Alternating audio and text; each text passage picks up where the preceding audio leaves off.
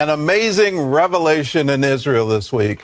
Iran could see a radical change in government. That was the message from the son of the former Shah of Iran during an historic visit to the Jewish state. The Shah told journalists in Tel Aviv that it wouldn't take foreign armies to overthrow the Iranian regime, just international support from key countries. Julie Stahl brings us the story. I have often argued that the threat is not the gun, but the finger on the trigger. This idea comes as Iran inches closer to a nuclear weapon, Israel considers a possible military strike, and the international community looks to negotiate its way out of the threat. Exiled Iranian Crown Prince Reza Pahlavi calls that last part foolish thinking. I have never believed that any type of negotiation with this regime that cannot be trusted could be a guarantee, or if you will, the safety mechanism on the gun.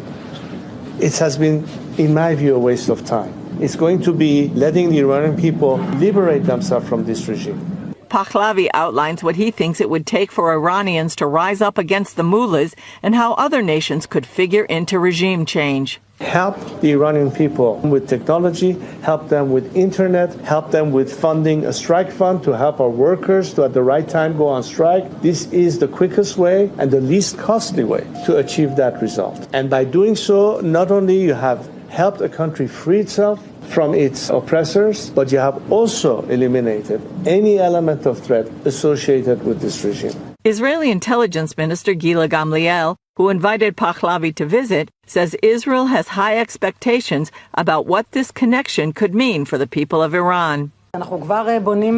We are already building the aid infrastructure. We are going to meet at the water desalination plant. He's going to meet with top specialists on the subjects of solutions for the drought crisis that's very difficult and complicated and endangering the water in the area.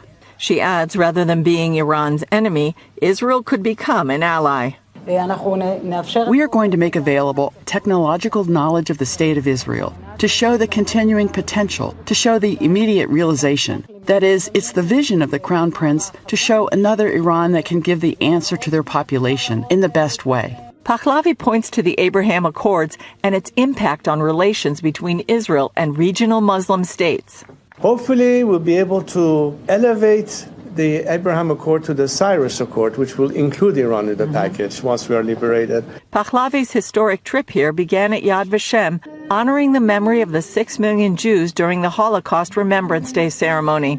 He then prayed at the Western Wall, met with Prime Minister Benjamin Netanyahu, and visited Rabbi Leo D., whose wife and 2 daughters died in a recent terror attack. Pahlavi says the Iranian people have a belief that's opposite of the country's hostile regime. They are thrilled by the fact that I have had an opportunity, not just as of myself, but on their behalf, to spread the message of how, contrary to this regime, they have no antagonism to any nation or any faith, but quite the contrary. He says their vision of strategic and powerful relations dates back to biblical times. When I was at the Wailing Wall, the remnants of what Cyrus the Great contributed in rebuilding the temples is still there for all to see. Is a testimony of how valuable and how durable this relationship should be. Julie Stahl, CBN News, Tel Aviv, Israel.